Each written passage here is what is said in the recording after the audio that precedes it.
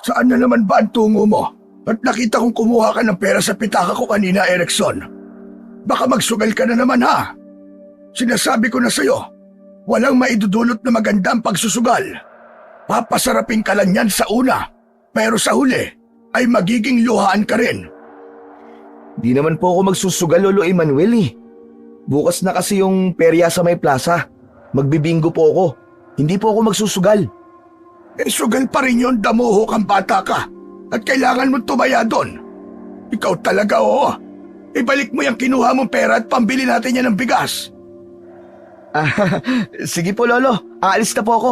Ipagdasal nyo na lang po na mapanalunan ko po yung jackpot. Hoy, Erickson! Bumalik ka rito! Jaskin bata ito! Ibalik mo ang pera ko! Hindi na pinansin ng 20 anyos na si Erickson ang pagtawag ng kanyang Lolo Emmanuel. Mabilis siyang tumakbo palayo sa kanilang maliit na kubo. Sa edad na yun ni Erickson, masasabi niya na pakiramdam niya ay isa pa rin siyang bata, kaya wala pa sa isip niya ang magtrabaho. Nabubuhay sila ng kanyang Lolo Emmanuel dahil sa isang anak ng lolo niya na nasa ibang bansa. Buwan-buwan ay nagpapadala yun sa kanyang lolo. Si Erickson ang paboritong apo ni Lolo Emmanuel, kaya naman sunod nito ang mga gusto niya, lalo na nung bata pa siya. Kaya kahit nasa syudad na ang buong pamilya ni Erickson, ay mas pinili pa rin niyang samahan ang lolo niya. Nang makalayo na si Erickson, ay saka lang siya huminto sa pagtakbo at naglakad na lang. Habang tinatahak niya ang daan papuntang peryahan, ay napansin niya ang ilang kalalakihan na may bitbit na mga tandang na manok. Saan kaya sila pupunta? Saka bakit sila may dalang tandang na manok? Huminto si Erickson sa paglalakad. Hindi niya maintindihan, pero tila may kung anong puwersa ang humila sa kanya para sundan ng tingin ang direksyon kung saan papunta ang mga lalaking may bitbit na mga manok. Kaya sa halip na magpatuloy papunta sa peryahan, ay napagpasyahan ng binata na sundan ang mga yun. Habang nakasunod si Erickson sa mga lalaki, ay narinig niya ang unti-unting paglakas ng mga sigawan at hiyawan mula sa hindi kalayuan. Nang makarating siya sa dulo ng isang makitid na daanan, tumambad sa kanya ang isang malawak na lupa na puno ng mga tao. May mga nakatayo sa gilid na abala sa pakikipag-usap, habang ang iba naman ay nakapalibot sa isang bilog na tila may pinapanood sa gitna. Lumapit siya at sumingit sa mga kumpulan, at doon niya nalaman na isang sabungan pala ang lugar na yon. Hindi niya inakala na meron palang ganun sa kanilang lugar. Sa gitna ng bilog, nakita ni Erickson ang dalawang lalaking hawak ang kani-kanilang tandang. Ang kulay ng isang manok ay kulay pula, samantalang ang isa naman ay pinaghalong kulay puti at itim. Nag-abutan ng pera ang mga lalaki na naroon at inilista ng isang lalaki ang mga pustahan. Naguluhan si Erickson sa mga nangyayari sa paligid niya dahil yun ang unang beses na nakapunta siya sa ganung lugar. Pero natutuwa siya at namangha sa mga bagay-bagay na kanyang nakikita. Napansin ni Erickson na may tinanggal ang dalawang lalaki sa paa ng kanilang manok. Ang tinanggal na mga lalaki ay kung tawagin ay bayna. Yun ang ginagamit na pangtakip sa tari upang hindi makasugat.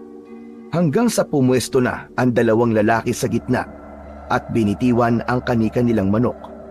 Agad na nagsimula ang sabong. Mas lalong naging matindi ang sigawan ng mga tao habang pinapanood ang paglalaban ng dalawang manok na walang kaalam-alam na sila ay pinagkakaperahan. Tahimik na nanood si Erickson sa laban. Agad na nagpakawala ng mga tirada ang dalawang manok. Ang bawat paghampas ng mga pakpak at pagkikig ng paa ng mga manok ay mistulang Armalite na maririnig sa buong paligid at sinabayan pa yon ng hiyawan ng mga tao. Habang patuloy ang laban, unti-unting nauunawaan ni Erickson kung bakit ganun ang reaksyon ng mga tao na naroon. Yun ay dahil sa pustahan kung sino ang mananalo sa dalawang manok. Ramdam niya ang adrenaline at tensyon sa bawat sigaw at tawanan ng mga taong naroroon. Sa gitna ng laban ay napansin ni Erickson ang isang lalaking may matikas na katawan. Kampante nitong pinapanood ng laban habang humihipak sa sigarilyo nito.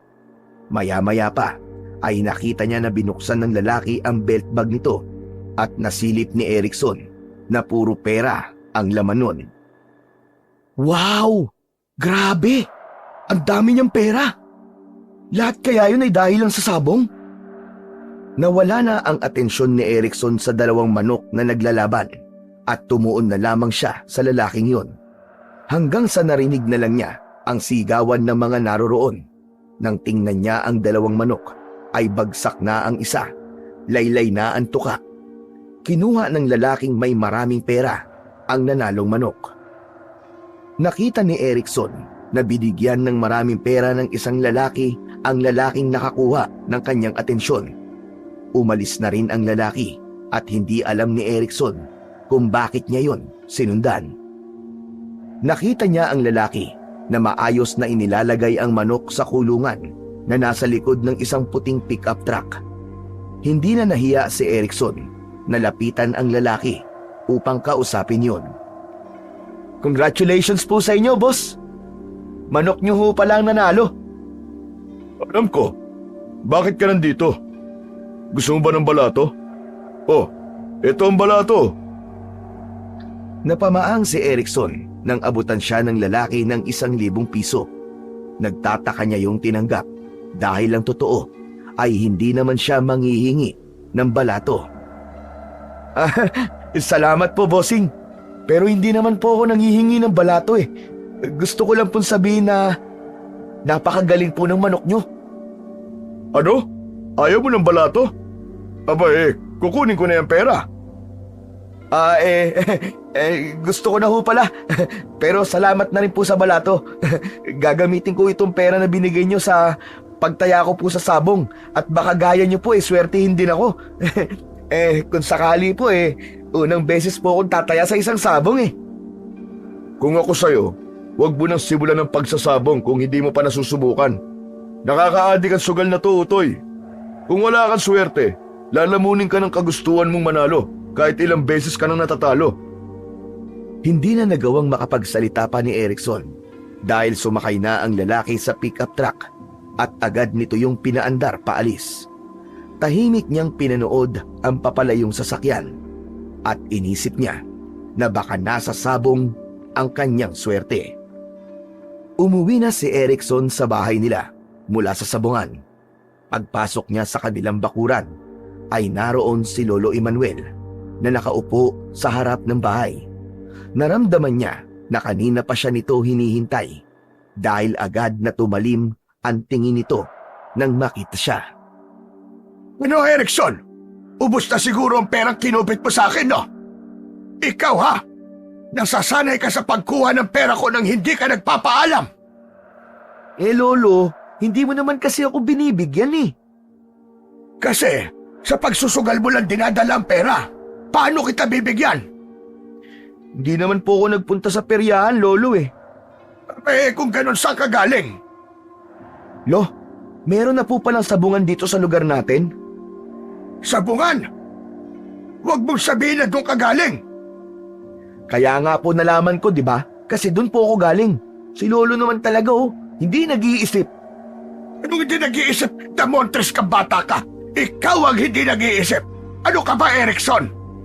Hindi mo ba alam kung anong klaseng bisyo yon? Ang sabong, walang magandang na idudulot yan sa tao.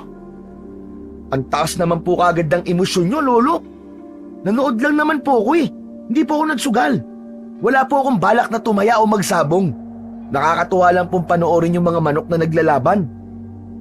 Alam mo ba, Erickson? Dati rin akong nawili sa sabong. Akala ko nun, panandalian lang ang lahat. Pero nagtuloy-tuloy na. Kung hindi ko pa napagtanto na wala yung mabuting idudulot sa akin, baka ngayon iniwan na ako ng asawa at mga anak ko. Lahat ng pera ko noon, ubos. Sila talaga. Pati pamilya ko napabayaan ko na. Paano kung mangyari din yun sa'yo? Hindi kumibo si Erickson. Tumango na lang siya. Pero sa totoo lang, hindi niya maalis sa isip ang lalaking nakita niya sa sabungan. Iba ang dating nito, mula sa kilos hanggang sa tila misteryong nakabalot sa pagkatao nito. Hoy Erickson! Nakikinig ka bang bata ka? Opo, nakikinig po ako, Lo. Huwag po kayong mag-alala. Naaaliw lang po talaga ako sa panonood ko ng mga manok na nagsasabong. Hindi po ako tataya dun. Pinapangako ko po sa inyo. Sana nga'y totoo yung sinasabi mo, Erickson, na dahil ang sabong ay sa una ka lang pasasarapin tulad ng ibang sugal. Pero sa huli, ikaw ang mawawalan. Tumango na lang si Erickson at saka siya pumasok sa kanilang bahay. Humiga siya sa papag at habang nakatingin siya sa kisame ay naisip niya na bukas ay muli siyang babalik sa sabungan at baka muli niyang makita ang lalaki na talagang kumuha sa kanyang atensyon. Nang sumunod na araw, sa kabila ng pagtutol ng lolo ni Erickson, ay bumalik pa rin siya sa sabungan. Dala niya ang 1,000 piso na ibinigay sa kanya ng lalaki nung nakaraang araw.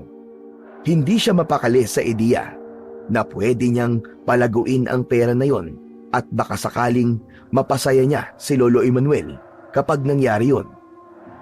Pagdating niya sa sabungan, agad niyang hinanap ang nangongolekta ng taya. Naglabas siya ng pera at pinili niya ang manok na sa tingin niya ay malakas. Itinaya niya ang 1,000 piso. Maya-maya pa ay nagsimula na ang sabong. Pinanood niya ang laban ng may halong kaba at pananabik. Ngunit mabilis na natalo ang manok na tinayaan ni Erickson. Parang nawalan siya ng lakas habang pinapanood ang ibang tao na masaya sa kanilang panalo. Ang pera niya na 1,000 piso ay nawala ng parang bula.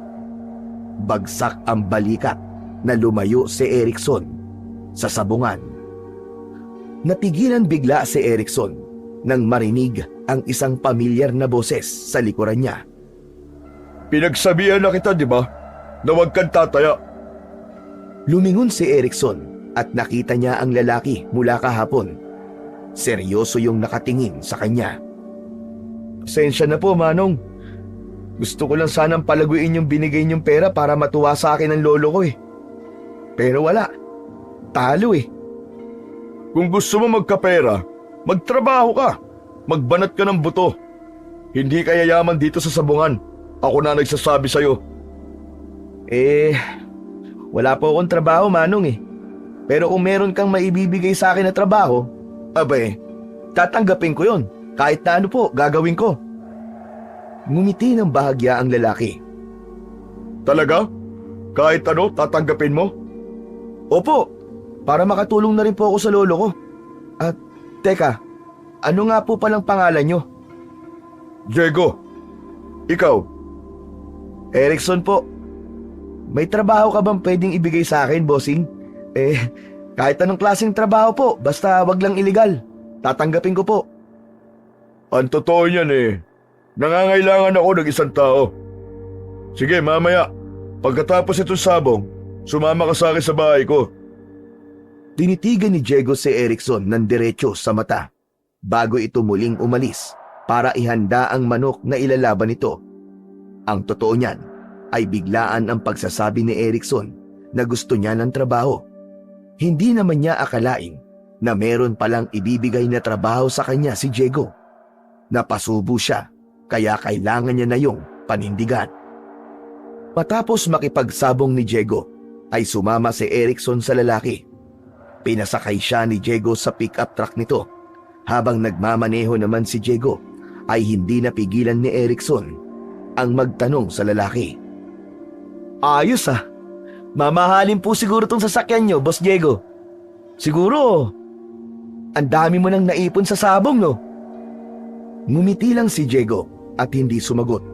Tuloy lang ito sa kanyang pagmamaneho. Makalipas lamang ang ilang minuto, ay nakarating na sila sa isang malawak na lupaing na papalibutan ng mga puno at bakod. Sa gitna nun ay may isang malaking bahay na yari sa bato at kahoy. Mistulang isang modernong farmhouse yon. Sa likuran ng bahay ay puno ng kulungan ng mga manok. Bumaba sila mula sa sasakyan at luminga si Erickson sa paligid ng may labis na pagkamangha. Wow! Grabe, Boss Diego! Ganito kalaki ang bahay mo? Ang dami pang manok! Nakahilero! Oh. Ang ganda pagmasdan! Ang lawak! Bossing, katas ba ng sabong ang lahat ng to?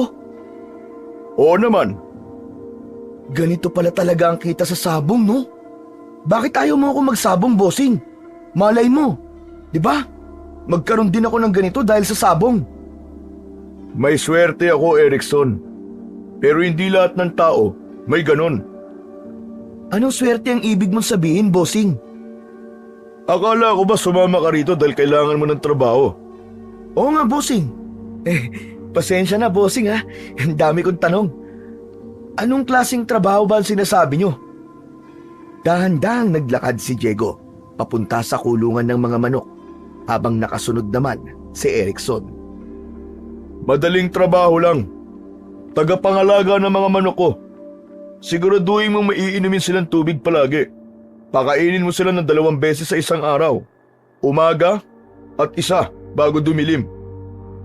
Kayang-kaya ko yan, bossing. Madali lang pala eh. Tuwing Lunes, Miyerkules at Biyernes, bigyan mo rin sila ng multivitamins.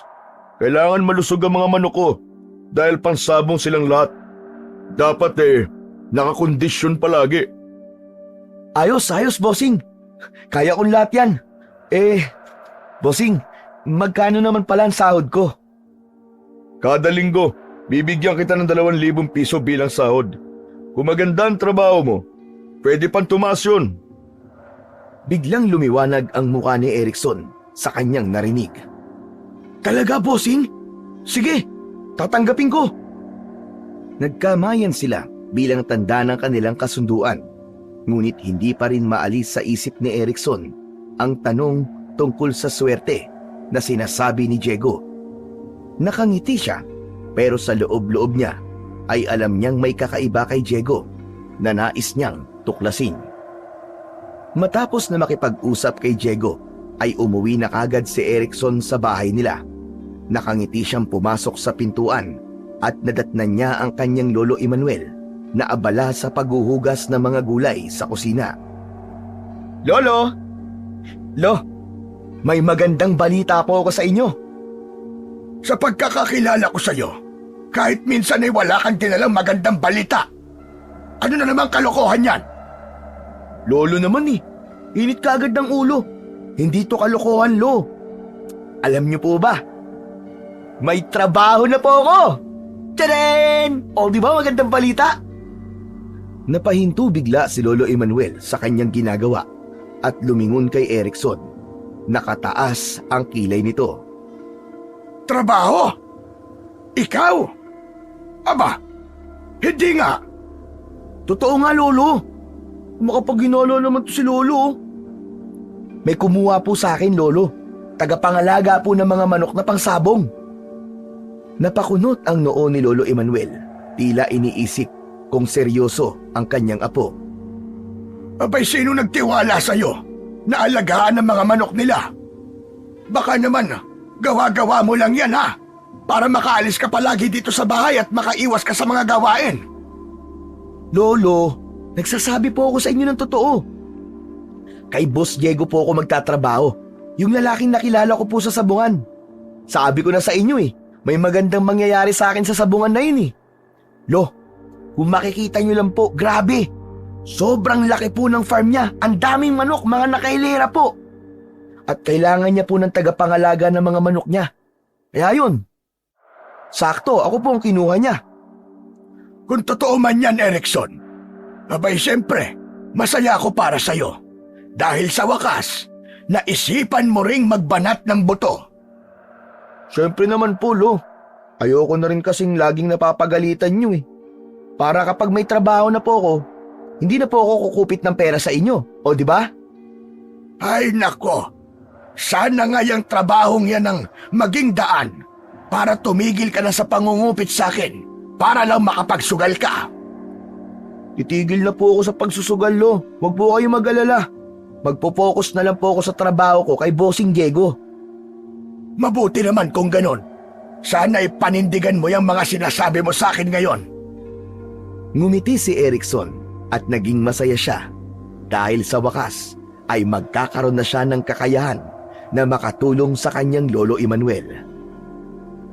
Nang sumunod na araw ay nagbago na ang routine ni Erickson.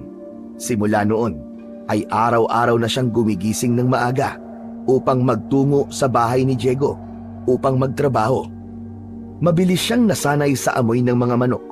Sinikap niyang magawa ng maayos ang kanyang mga trabaho. Inalagaan niya ng mabuti ang mga manok ni Diego at siniguro niya na laging nasa kondisyon ang mga yon. Sa bawat araw na kasama ni Erickson si Diego ay unti-unti niya itong nakikilala. Tahimik na tao si Diego pero mabait ito at madaling makagaanan ng loob. Kung minsan, kapag may laban si Diego sa sabungan, ay sinasama niya si Erickson. Sa tuwing nananalo ang mga manok ni Diego, ay palaging may balato si Erickson sa kanya, kahit maliit lang. Pakiramdam ni Erickson, para na siyang bahagi ng tagumpay ng lalaki sa bawat laban ng mga manok nito. Ngunit may isang bagay na bumabagabag kay Erickson. Ramdam kasi niya na tila may lihim itong itinatago. Tuwing sinisubukan niyang magtanong o magbiro tungkol sa loob ng bahay ni Diego, palaging inililihis ng lalaki ang usapan. Ni minsan ay hindi siya pinapasok ni Diego sa loob ng malaki nitong bahay, kahit gustong-gusto niyang makita ang interior ng napakagandang bahay na yon. Nang dumating ang unang araw ng sahuran, ay sobrang saya ni Erickson. Ang pinaghirapan niya sa loob ng isang linggo ay nagbunga ng pera na sa tingin niya ay nararapat na ibigay niya sa kanyang lolo. Kaya pag uwi niya, iniabot niya ang buong halaga ng sinahod niya kay Lolo Emmanuel.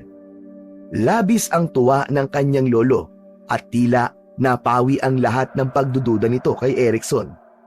Sa unang pagkakataon, naramdaman ni Erickson na ipinagmalaki siya ng kanyang lolo, kaya mas lalo pa niyang ginustong pagbutihin ang kanyang trabaho. Sa paglipas ng mga linggo, lalong naging malapit sina Erickson at Diego. Naging madalas ang kanilang biruan at usapan, at magkaibigan na ang turingan nila sa isa't isa. Madalas silang magkasama sa sabungan, at tuwing may laban si Diego, palaging naroon si Erickson bilang taga-suporta. Unti-unti, nagsimula ng magtiwala si Diego kay Erickson at ganun din si Erickson kay Diego.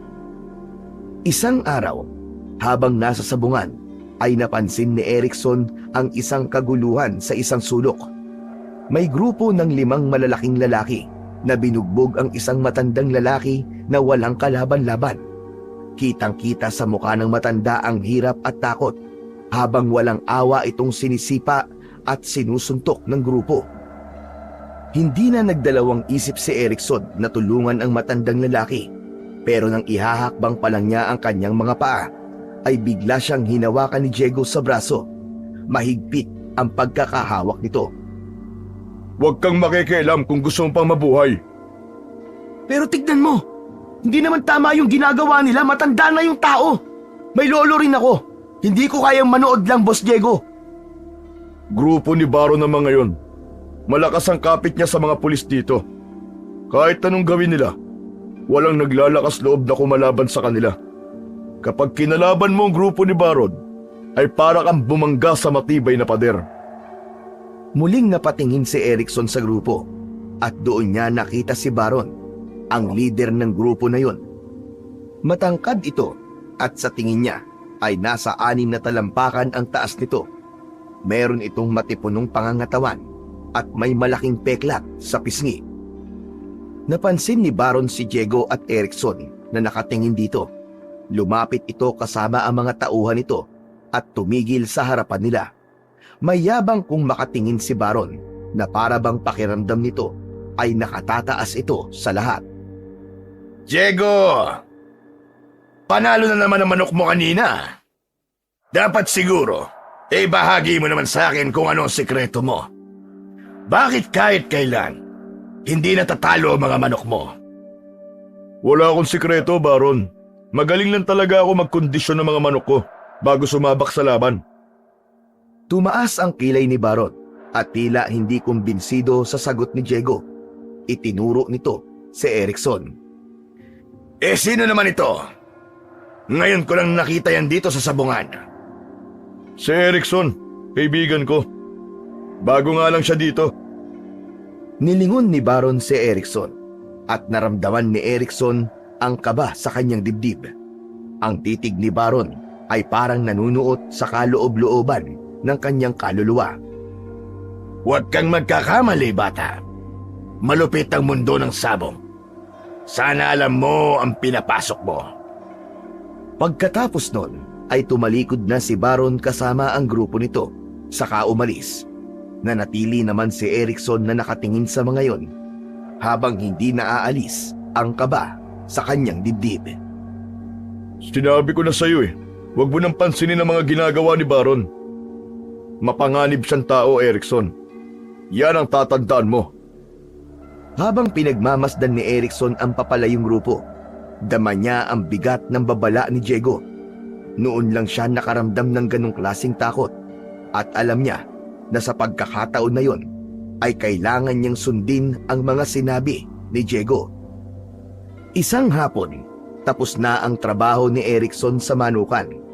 Naglakad na siya papunta sa gate ng bahay ni Diego. Bit-bit ang kanyang bag nang mapansin niya ang nakabukas na bintana sa sala ng bahay. Matagal na niyang gustong makita ang loob ng bahay ni Diego, kaya't hindi niya napigilan ang kanyang sarili na magtungo roon para sumilip. Ayos! Nakabukas ang bintana. Sisilip lang ako. Wala naman sigurong masama Lumapit si Erickson sa bintana at dahan-dahang sumilip. Sa loob, nakita niya si Diego na nakaluhod sa sahig. Hawak nito ang isang bagay na bilog at tila inuusalan nito yon ng kung anong dasal. Alam niya na ang bagay na yon ay ang kwintas na palaging suot ni Diego. Biglang dumilat ang mga mata ni Diego at diretso itong tumingin kay Erickson. Nagulat naman si Erickson. Naisipan niyang tumakbo pero naisip niya na wala na yung silbi dahil nakita na siya nito. Nako, pasensya ka na, bossing. Hindi ko sinasadya. Magpapaalam lang po sana ako Pauwi na kasi ako. Hindi nagsalita si Diego. Tumayo ito, dala ang kwintas at lumabas ng bahay. Dumiretso ito kay Erickson. Ilang beses ko na sinabi sa'yo, Erickson. Bawal kang pumasok sa loob ng bahay ko. Hindi naman po ako pumasok, Boss Diego Nasa labas lang po ako at sumilip lang po sa bintana.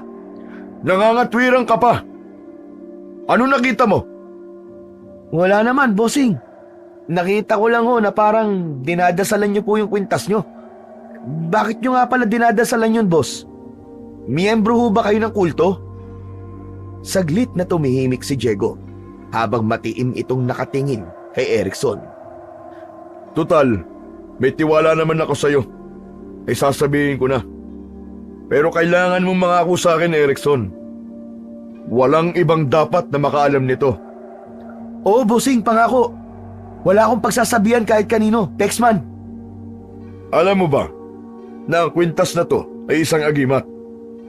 Namana ko ito sa tito ko na magaling din sa sugal, lalo na pagdating sa sabong. Ito ang dahilan kung bakit hindi natatalo ang mga manok ko. Nagdadala ito ng swerte sa akin at kailangan ko itong dasalan araw-araw upang manatili ang swerte nito. Agimat? Ibig sabihin totoo pala mga ganun? Oo, tama ka. Totoo nga. Pero tandaan mo, Erickson, walang ibang dapat makaalam nito. Kapag nalaman to ng iba, baka magkaroon ako ng malaking problema. Pangako, Boss Diego. Wala po akong pagsasabihan kahit kanino. Ligtas po ang sekreto niyo sa akin. Mabuti kung ganun. Aasahan ko na tutuparin mo ang pangako mo na yan, Erickson. Malaki ang tiwala ko sa'yo. Oo nga pala, halika na. Ihatid na kita pa uwi. Naku, Boss Diego, wag na. Malapit lang naman yung bahay namin eh. Kayang-kaya ko naman maglakad. Huwag mo na akong tanggihan. Papadilim na rin at delikado sa daan. Saka, kakapasok lang natin sa usapan tungkol sa agimat ko. Siguradong may gusto ka pang itanong, di ba? Natigil si Erickson. Hindi na siya tumanggi pa at tumango na lamang. Sumakay silang dalawa sa pick-up truck ni Diego at nagsimula na itong magmaneho. Habang nasa biyahe, hindi napigilan ni Erickson ang muling magtanong kay Diego. Boss Diego, bakit nga ba ayaw mo talagang ipaalam sa iba yung tungkol sa agibat mo? Hindi ba? Parang ang astig mo nun kapag nalaman nila na may ganyan ka. Dahil alam kong kapag nalaman ng iba, ay pag-iinteresan nila ang agimat at manganganib ang buhay ko. Bakit naman? Akala ko ba hindi na yan pwedeng maagaw sa inyo. Diyan ka nagkakamali. Pwede pa itong maagaw sa akin, Erickson. Ang ganitong klaseng agimat ay hindi basta-basta. Kapag nalaman ng maling tao ang kapangyarihan nito, ay gagawin nila ang lahat para makuha to. At hindi ako makapapayag na mapunta to sa maling tao. Kaya makikipagpatayan ako para dito. Natahimik si Erickson. May naramdaman siyang bigat sa sinabi ni Diego. Pero, bakit hindi mo na lang itago o wag nang gamitin? Para hindi ka na mag-alala. Hindi ganun kasimple yun. Ang agimat na ito, ang bumubuhay sa akin. Kung wala to, malamang wala rin ako ngayon o baka mahirap pa ako sa daga. Pero alam ko rin na darating ang araw na magiging delikado na ang lahat para sa akin. Kaya nga, ingat na ingat ako, Erickson. Tumango si Erickson at doon niya na naintindihan ang sitwasyon ng kanyang bagong kaibigan. Habang patuloy ang biyahe, hindi niya maiwasang mapaisip na napakaswerte pala talaga ni Diego dahil meron itong agimat na kagaya nun. Ngunit may takot din siyang naramdaman dahil hindi lang pala swerte ang dala nun sa buhay, kundi panganib din. Tama ito na kapag nalaman ng ibang tao kung ano ang nagagawa ng agimat na yon, malaki ang posibilidad na manganib ang buhay ng nagmamay-ari nito. Makalipas lang ang ilang minuto, huminto na ang pick-up truck ni Diego sa tapat mismo ng bahay ni na Erickson. Masaya si Erickson dahil hindi niya na kailangan pa ang maglakad pauwi. Salamat, Boss Diego Ikaw talaga ang the best na boss sa lahat. Nako, wala yon. O paano? Magkita na lang tayo bukas. Alam mo, boss, ano kaya kung bumaba muna kayo para naman maipakilala kita sa lolo ko? Agad na umiling si Diego at ngumiti ng bahagya. Sa ibang araw na lang siguro. Medyo pagod na rin ako Boss, tsak na matutuwa ang lolo ko kapag nakilala ka. Gusto rin niya kasing personal na magpasalamat sa'yo dahil binigyan mo ako ng trabaho. Ay nako. Sige na nga. Pero saglit lang Sabay na bumaba ng sasakyan ang dalawa at pumasok sa bahay ni na Erickson. Agad nilang nakita si Lolo Emmanuel na nasa kusina at abala sa paghahanda ng hapunan. Napatingin si Lolo Emmanuel sa kanila. Agad na napansin ni Erickson ang gulat sa mukha ng kanyang lolo nang makita si Diego. Lo, nandito ho pala ang boss ko, si Boss Diego. Boss, siya naman po ang Lolo Emmanuel ko. Hindi agad nakapagsalita si Lolo Emmanuel. Nanlaki ang mga mata habang titig na titig kay Diego. Marahan itong naglakad palapit. Magsasalita sana si Diego, ngunit bigla na lamang sumigaw si Lolo Emmanuel. Umalis ka dito! Lumabas ka sa pamamahay ko! Alis! Lolo, sandali! Bakit ganyan kayo magsalita sa boss ko? Agad na napalingon si Diego kay Erickson. Napansin niya na hindi na ito komportable. Erickson, mauuna na ako. Pero boss, sandali! Mabilis na tumalikod si Diego at nagmamadaling lumabas ng bahay. Naiwan si Erickson na litong-lito at nagtataka sa inasal ng kanyang lolo. Lo, ano nangyari sa'yo? Bakit niyo po pinaalis ng ganun yung boss ko? Lo, boss ko po yun. Baka mamaya mawalan pa po ako ng trabaho dahil sa ginawa niyo eh. Hindi ka na pwede magtrabaho sa kanya, Erickson. Ano po? Pero bakit? May ginawa po ba siya sa inyo?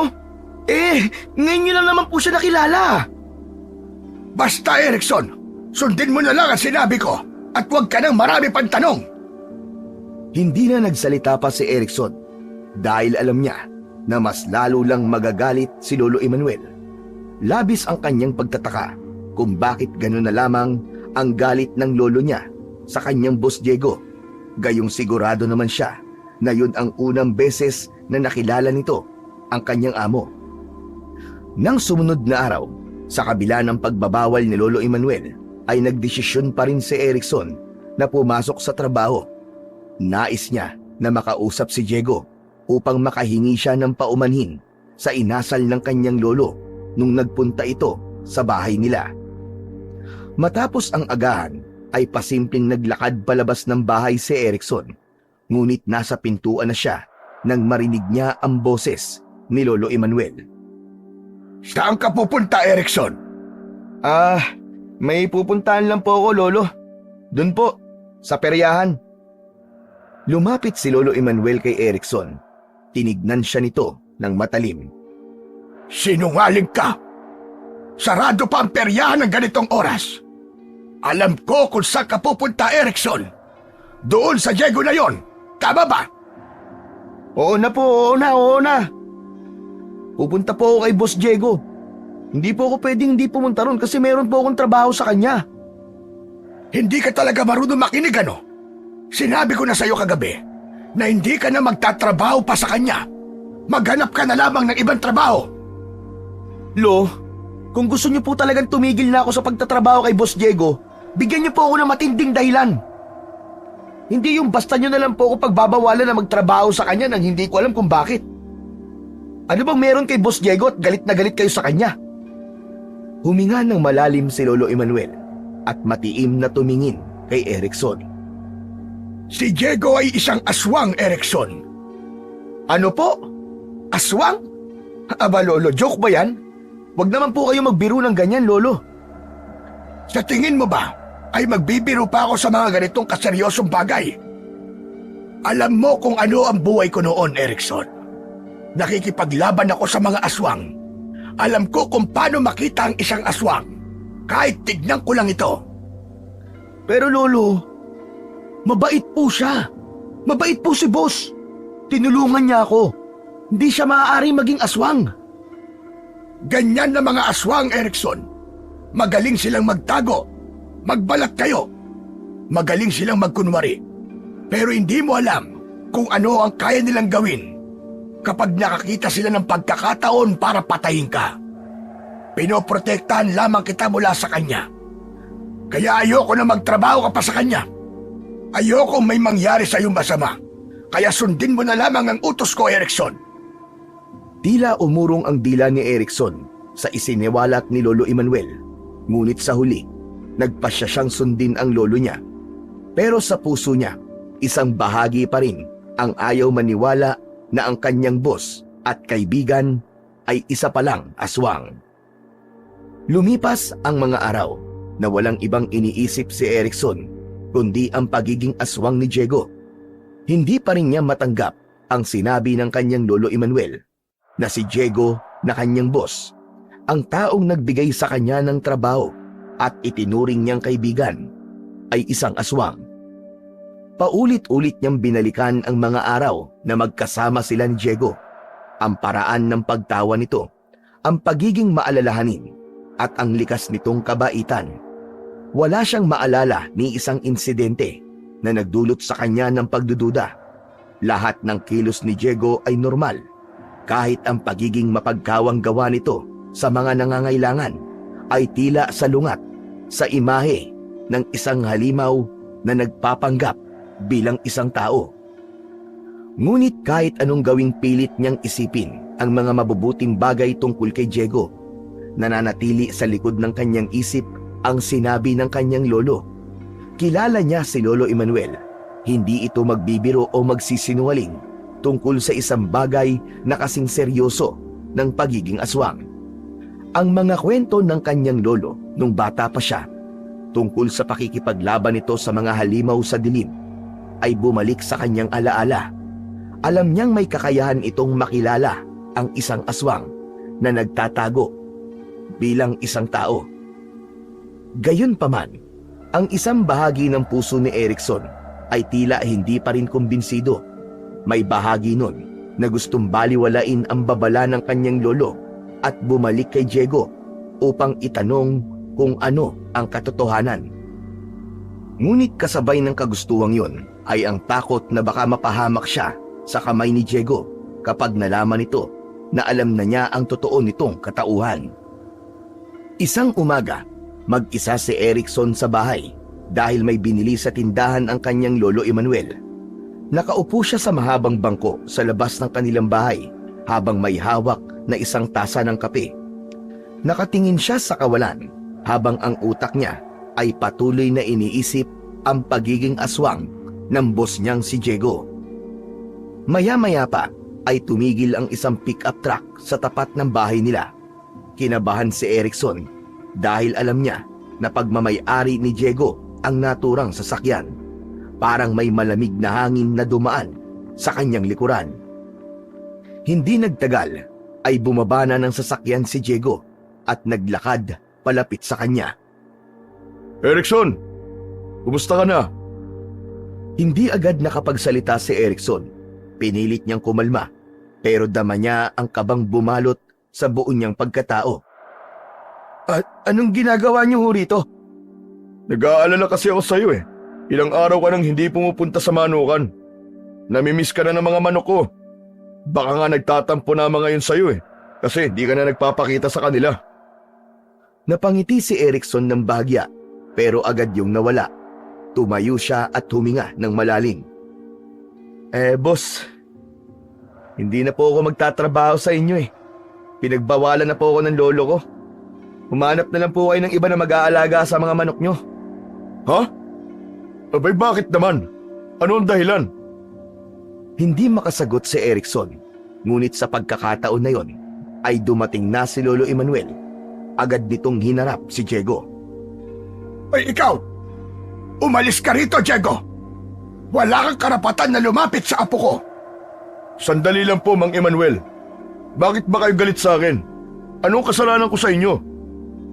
Hindi sumagot si Lolo Emmanuel. Sa halip, pumasok ito sa bahay. Nagkatinginan sina Erickson at Diego. Halatang nagtataka si Diego habang si Erickson naman ay hindi mapakali. Ilang saglit lang, lumabas si Lolo Emmanuel na may hawak na buntot ng pagi. Nakita ni Erickson ang pagkislap ng takot sa mga mata ni Diego nang makita nito ang hawak ni Lolo Emmanuel. Huwag mong hintayin na gamitin ko sa itong hawak ko! Alam kong isa kang aswang, Diego. Hindi mo kami malilinlang. Baka hindi mo alam. Marami na akong nakaharap at napatay na kagaya mo nung araw. Kahit nasaan yung tao pa kayo, ay makikilala at makikilala ko pa rin kayo.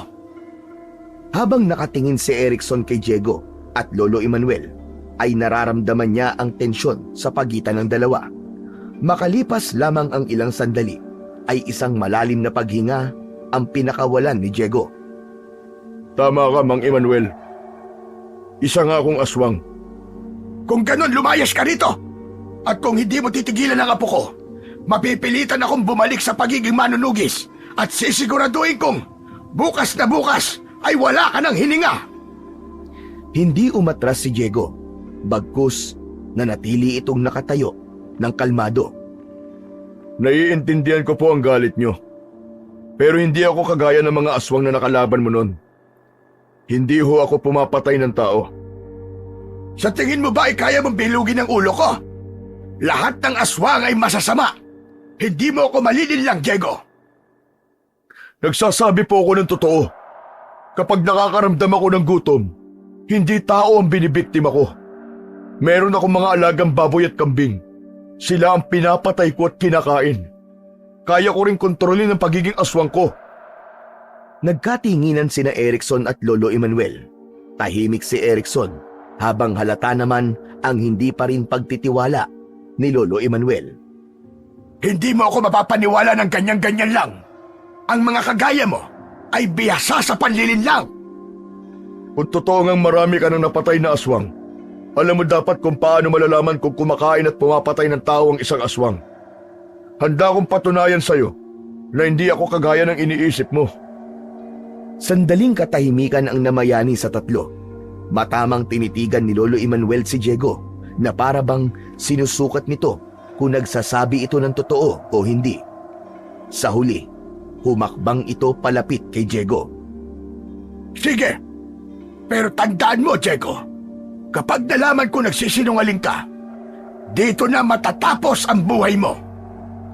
Tumango si Diego at dahan-dahan itong binuka ang bibig. Lumapit pa si Lolo Emmanuel at maingat na sinilip ang loob ng bibig ni Diego.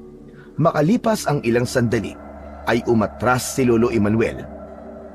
Hindi ka nga kumakain o pumapatay ng mga tao. Hindi po ako lumaki sa karahasan, Mang Emmanuel. Ang nais ko lang ay mamuhay ng normal kagaya niyong mga tao. Kung iniisip mo may balak ako masama kay Erickson, nagkakamali ho kayo. Kung gusto ko siyang saktan, matagal ko na po sanang ginawa. Maraming beses na ako nagkaroon ng pagkakataon, pero nakakauwi pa rin siya sa inyo ng buhay at ligtas. Hindi kumibo si Lolo Emmanuel. Ramdam ni Erickson ang pagkapahiya nito. Kung may tiwala po kayo sa akin, aasahan ko si Erickson bukas ng umaga sa manukan ko. Gusto ko ang trabaho niya. Mahusay po siya. Masipag at maaasahan. Isa pa, malaki ang tiwala ko sa kanya. Pero kung hindi na siya babalik, maiintindihan ko rin naman po kung ano man ang desisyon niya, ay irerespeto ko yun. Matapos yun, ay tumalikod na si Diego at naglakad pabalik sa sasakyan nito. Nang makasakay na ito doon, ay agad nito yung pinasibad palayo. Pagkaalis ng sasakyan ni Diego, ay tahimik na pumasok sina Erickson at Lolo Emmanuel sa kanilang bahay.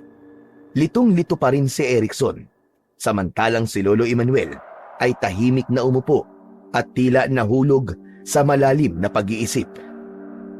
Lolo, naniniwala po ba kayo sa sinabi ni Boss Diego? Oo, Erickson. Sa palagay ko ay nagkamali ako sa kanya. Hinusgahan ko kagad si Diego dahil isa siyang aswang. Pero habang iniisip ko mga sinabi niya sa akin, malakas ang pakiramdam ko na nagsasabi nga siya ng totoo. Isa siyang mabuting aswang na hindi pangkaraniwan sa kagaya niya. Wala siyang bakas na pumatay o kumain siya ng kahit na isang tao. Kung ganun po, Lo, pwede na po ba akong bumalik sa manukan niya? Kung sigurado kang kaya mo magtrabaho sa piling ng isang aswang, wala kang dapat na ikatakot. Sige, iyo, hindi kita pipigilan. Pero tanungin mo muna ang sarili mo.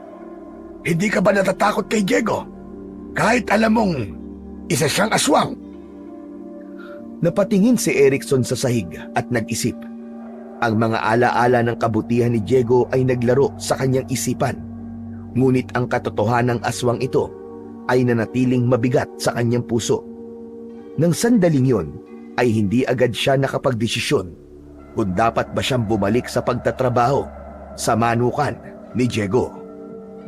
Kinagabihan, habang nakahiga si Erickson sa papag, ay tulala siyang nakatingin sa kanilang kisame. Hanggang sa oras na yon, ay iniisip niya pa rin kung ano ang magiging desisyon niya. Sa totoo lang, pwede na siyang wag magtrabaho kay Diego kung hindi maaalis ang takot niya. Ngunit sa tuwing pumipikit siya, ay bumabalik sa kanya ang mga alaala na kasama niya si Diego. Yung pagturo sa kanya ni Diego sa mga gawaing manukan, yung binigyan siya nito ng 1,000, yung kanyang mga balato, at ang mga payo nito, at ang mga sandali na nagpapakita ito ng kabutihan sa kanya. Kaya lang, ang katotohanan na isang aswang si Diego, ang patuloy na nagbibigay ng takot sa kanya. Napagtanto ni Erickson na hindi niya kayang magdesisyon sa oras na yon.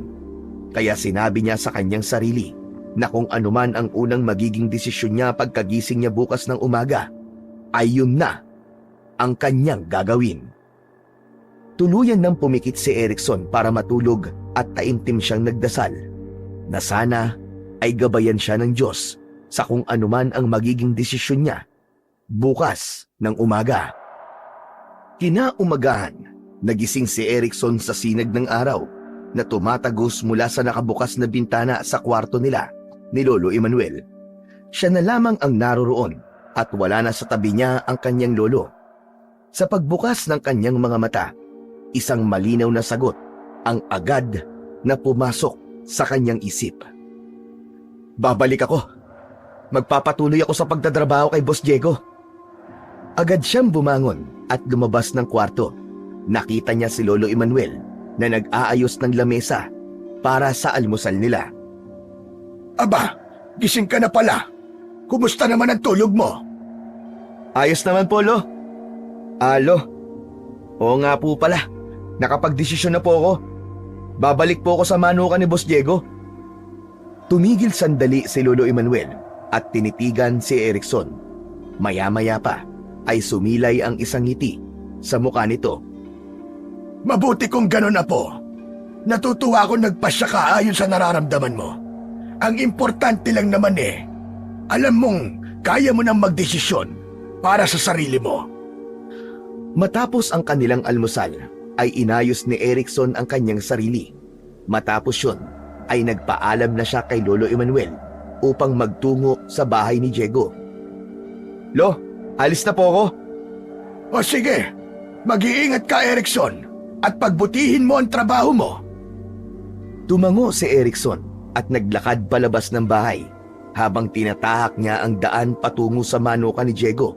Dama niya ang bahagyang kaba, pero mas lamang ang saya niya dahil alam niya na tama ang desisyon niyang yon. Nais pa rin niyang magtrabaho kay Diego kahit na isa pa itong aswang dahil naniniwala siya sa kabutihan na meron ang puso nito. Pagdating ni Erickson sa bahay ni Diego ay nakita niya itong nasa manukan. Abala si Diego sa pagpapakain ng mga manok. Nakasuot pa si Diego ng lumang sombrero at baka sa mukha nito ang pagod pero may kasiyahan sa ginagawa. Napansin ni Erickson ang lalagyan ng pagkain na hawak nito. Agad siyang lumapit at nakangiti niyang kinuha ang lalagyan ng pagkain kay Diego. Boss Diego, akin na po yan. Trabaho ko po yan eh. Napatingin si Diego sa kanya. Gulat na gulat ito nang makita siya. Saglit itong natigilan bago nagliwanag ang mukha nito na sinundan ng malaking ngiti. Erickson! Bumalik ka! Pinayagan ka ba ng Lolo Emmanuel mo na magtrabaho ulit sa akin? Opo, boss.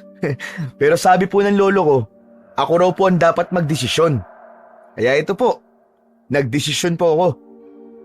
Itutuloy mo ang pagtatrabaho mo dito? Oo naman, Boss Diego. Nako, maraming salamat, Erickson.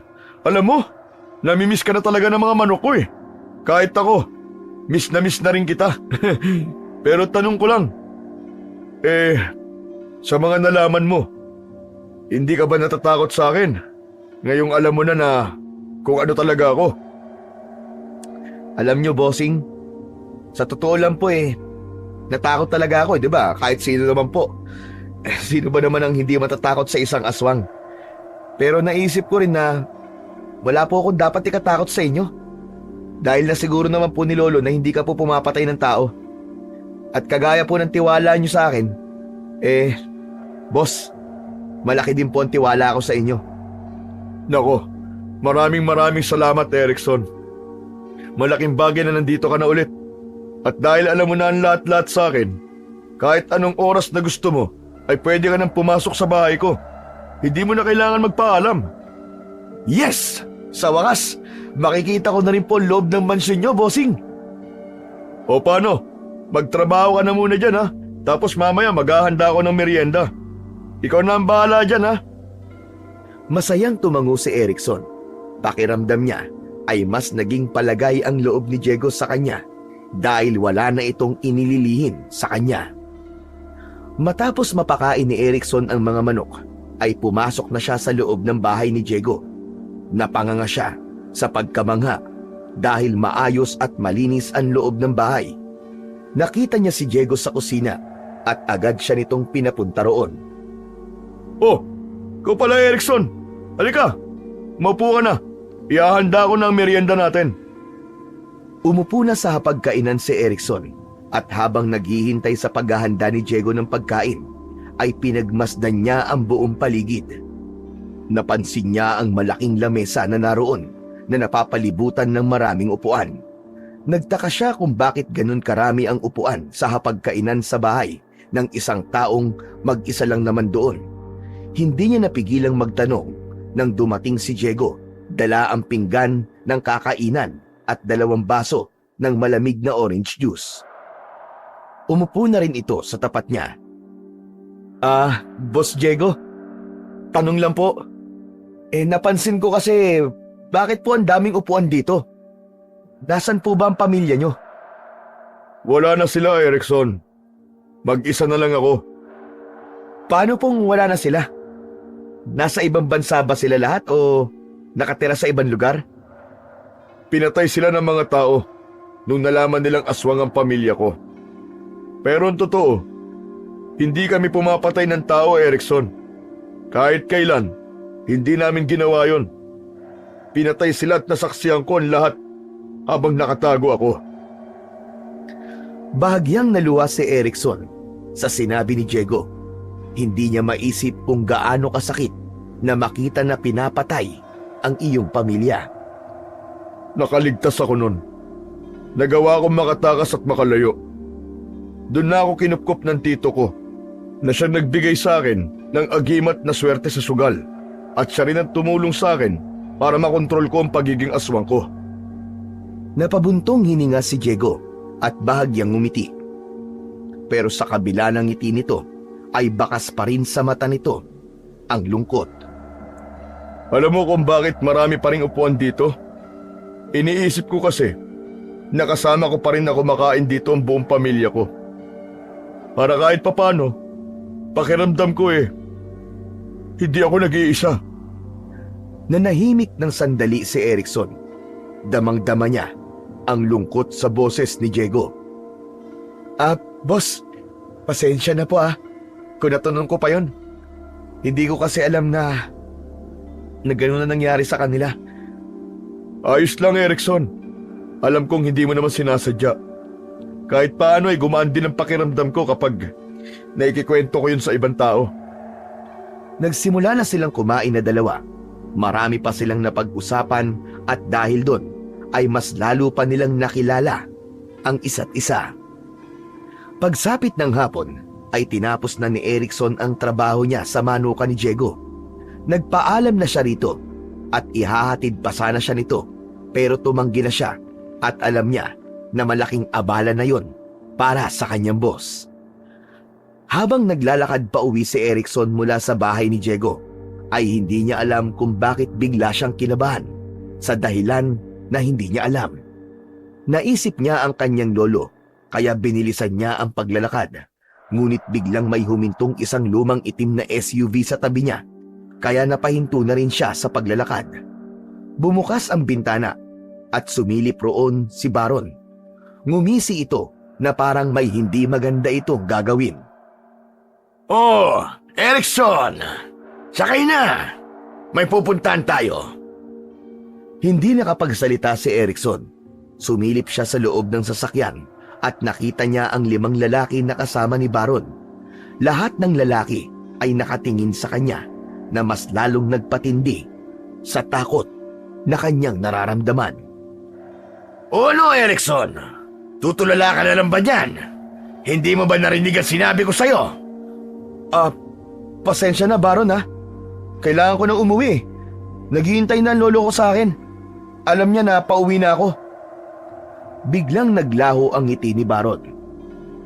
Alam mo, Erickson, ang ayaw na ayaw ko sa lahat ay yung tinatanggihan ako.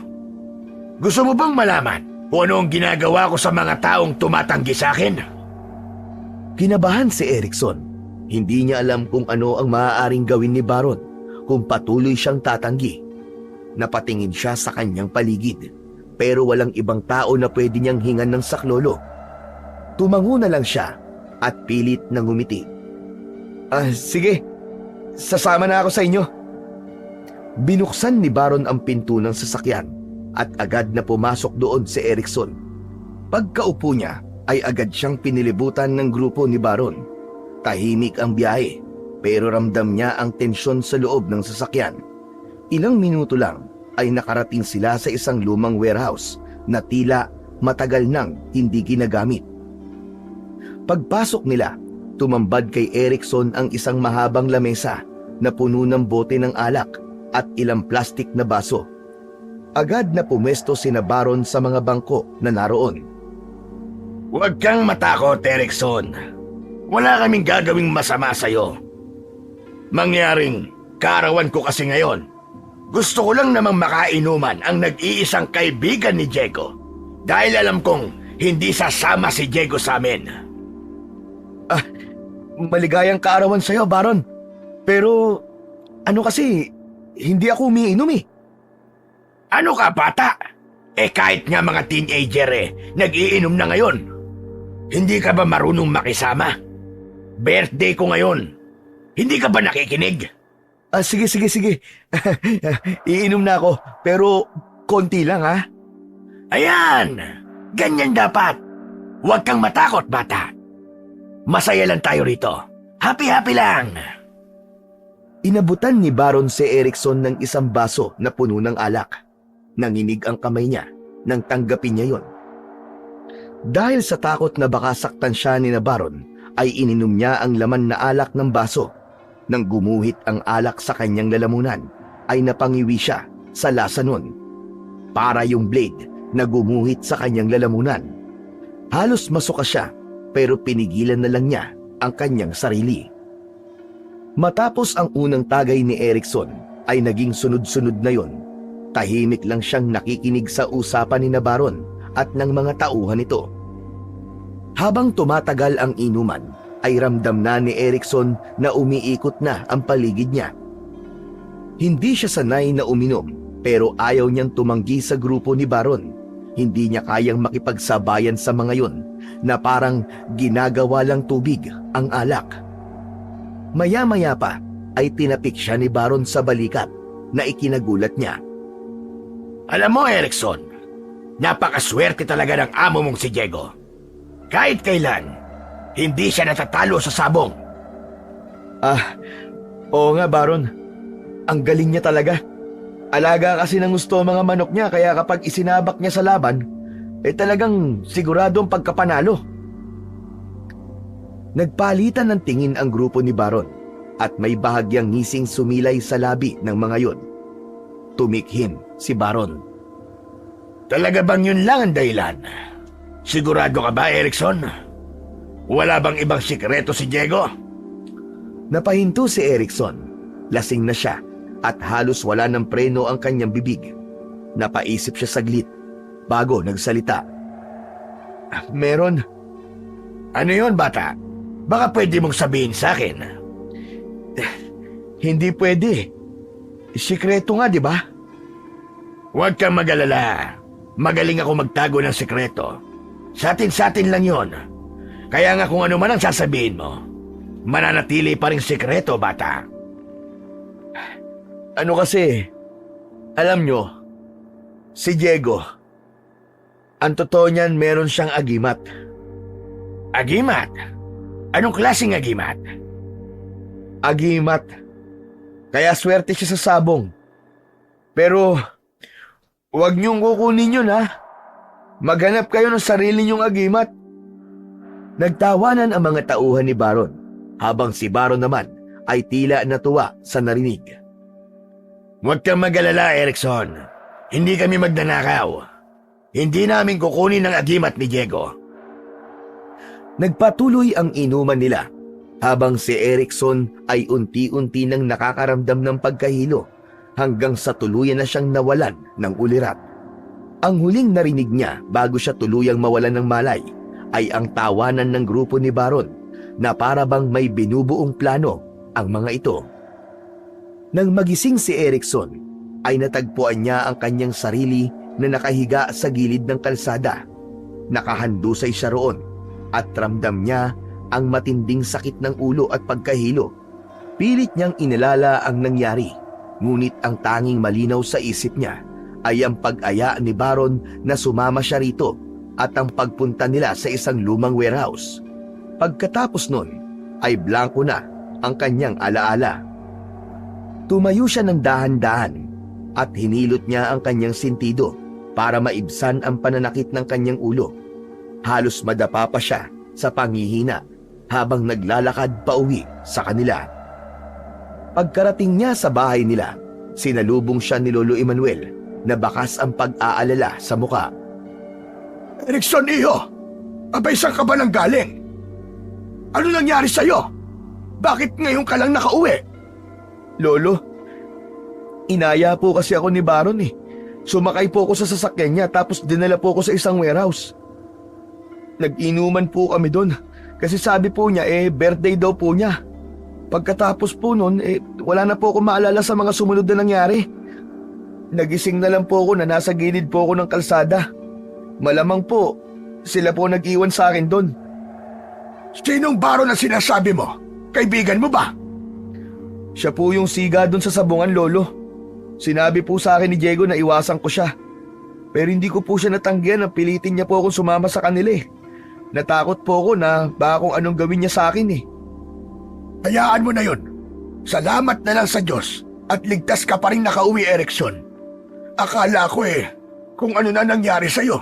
Labis ako nag-alala. Kaya nga po, Lolo eh. Pasensya na po kayo. Kahit nga po ako hindi makapaniwala na makakauwi ako ng buhay eh. Pasensya na po kung pinag-alala ko po kayo, Lolo ha.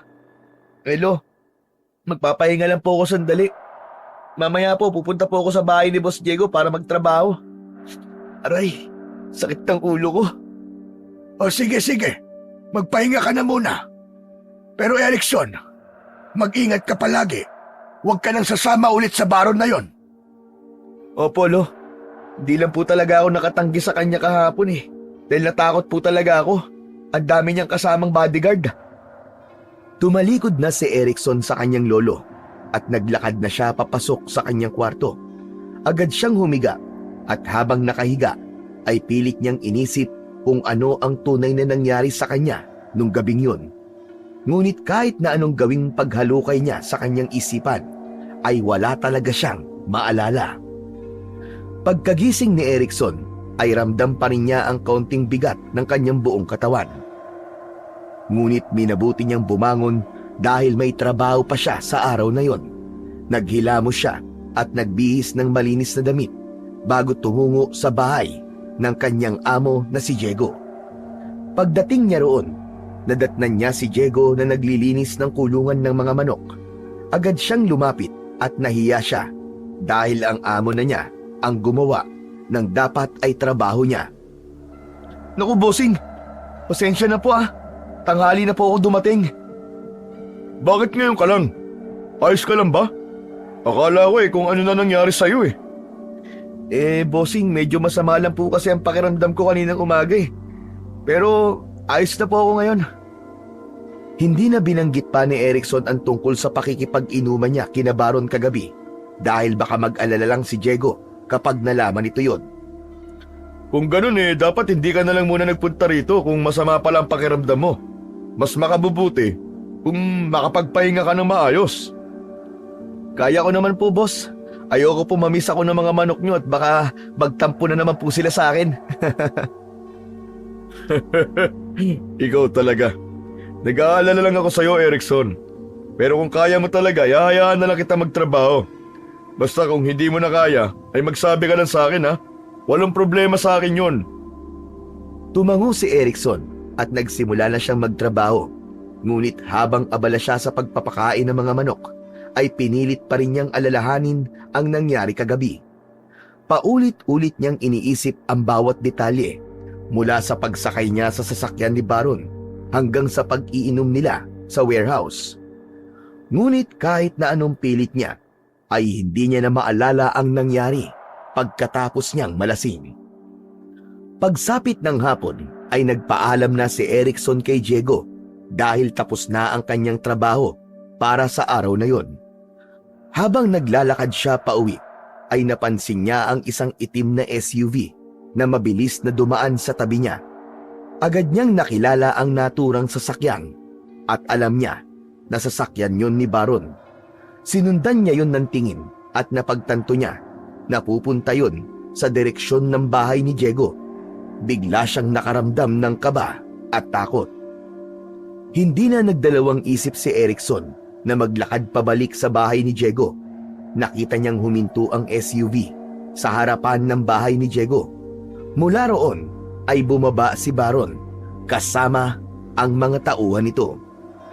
Palihim na naglakad si Erickson papalapit sa bahay ni Diego at nagtungo siya sa gilid ng bahay. Nang pumasok sina Baron sa loob ng bahay, ay sumilip siya sa nakabukas na bintana sa sala. Nakita niyang kinausap ni Baron si Diego, ngunit maya-maya lang ay dalawang lalaki ang humawak kay Diego sa magkabilaang braso nito. Nasaan ang agimat na pampaswerte mo sa sabong? Hindi sumagot si Diego. Nakatitig lang ito kay Baron habang bakas ang galit sa mukha nito. Diego! Huwag mo akong subukan. Alam kong meron kang agimat na ginagamit para manalo ka sa sabong. Huwag mo nang pahirapan ang sarili mo at magsalita ka na lang. Tahimik pa rin si Diego ng mga sandaling yon hanggang sa napuno na si Baron at bigla na lang nitong sinuntok si Diego sa sikmura. Halos mapaluhod naman si Diego sa tindi ng sakit, ngunit hindi pa rin ito nagsalita. Ayaw mo pa rin magsalita, ha? Matigas ka? Tignan natin kung hanggang saan ang kaya mo. Doon na sinimulang bugbugin ni Baron at ng mga tauhan nito si Diego. Magkakasunod na suntok at sipa ang natanggap ni Diego. Lahat ng yon ay nasaksihan ni Erickson mula sa bintana. Gusto niyang sumigaw o tumulong, ngunit natakot siyang madamay. Isa pa, alam niya na wala siyang laban kina Baron. Huling hirit na to, Diego. Nasaan ang agimat? Kahit ilang beses ka pang magtanong, hindi ko sasabihin kung nasa ang agimat. Dahil alam ko, nagagamitin mo yun sa kasamaan. Huwag ka nang magmatigas pa. Uulitin ko ang tanong. Nasaan ang agimat? Hindi pa rin sumagot si Diego. Sa puntong yun, ay mas tumindi ang galit ni Baron. Nanlaki na ang mga mata ni Erickson nang maglabas ng kutsilyo si Baron at sa harapan ng mga tauhan nito ay bigla nitong sinaksak si Diego sa tiyan. Akala ni Erickson ay isang beses lang yung gagawin ni Baron, ngunit ang isang saksak ay nasundan pa ng isa at ng isa pa hanggang sa maging sunod-sunod na yon. Pinuno ng tawanan ng mga tauhan ni Baron ang bahay ni Diego. Nang huminto sa pagsaksak si Baron, ay bumagsak na ang katawan ni Diego sa sahig at halos naliligo na ito sa sarili nitong dugo. Tinignan ni Baron si Diego at napangiti ito nang makita ang kwintas ni Diego. Aba, tignan mo nga naman. Nandito lang pala ang hinahanap ko. Sa hindi inaasahang pangyayari, nakita ni Baron ang agimat na nakasabit sa leeg ni Diego. Agad nito yung kinuha at itinaas sa ere na parang isang tropeyo. Ito lang naman pala ang kailangan natin. Kung ahas lang ito, kanina pa tayo tinuklaw. Halos hindi makagalaw si Erickson sa nasaksihan.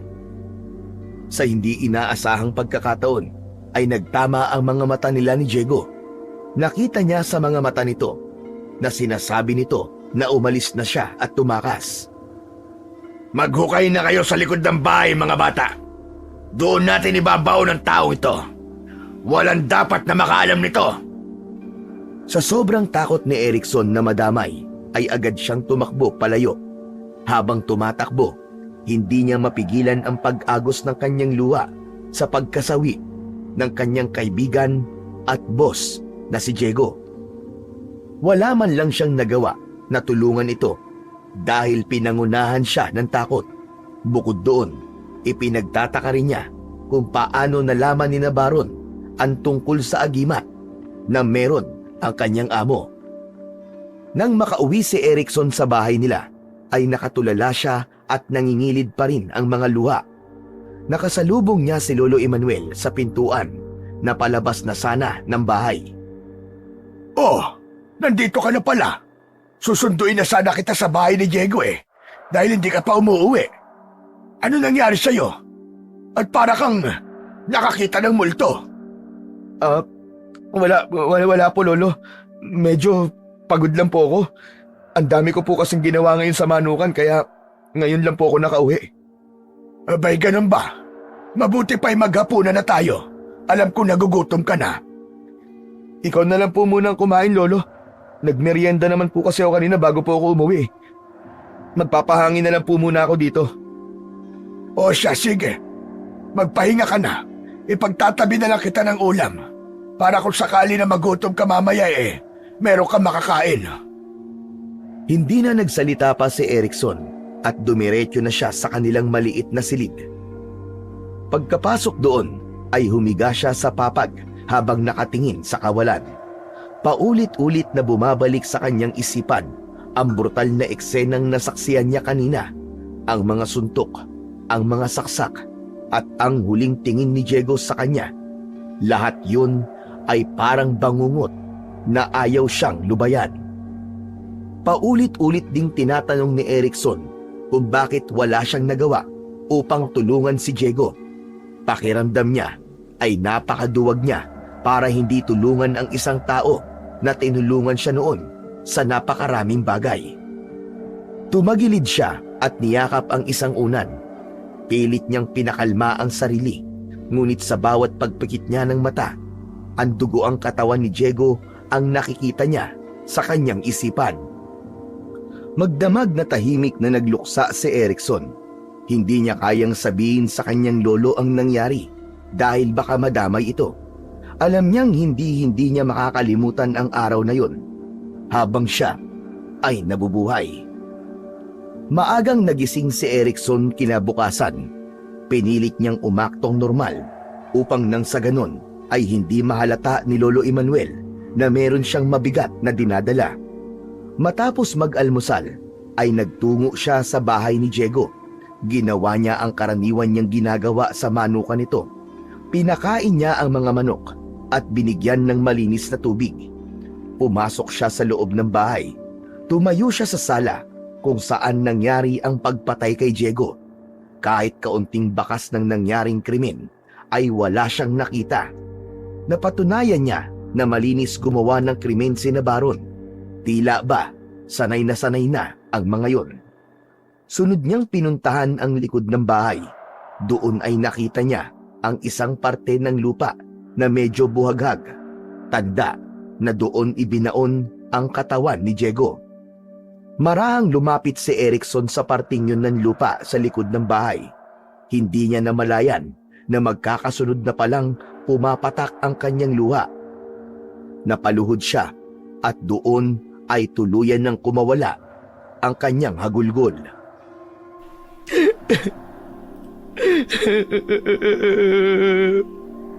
Boss Diego, patawad kung wala akong nagawa para iligtas ka. Patawarin mo ako kung naduwag ako, boss. Patawarin mo ako.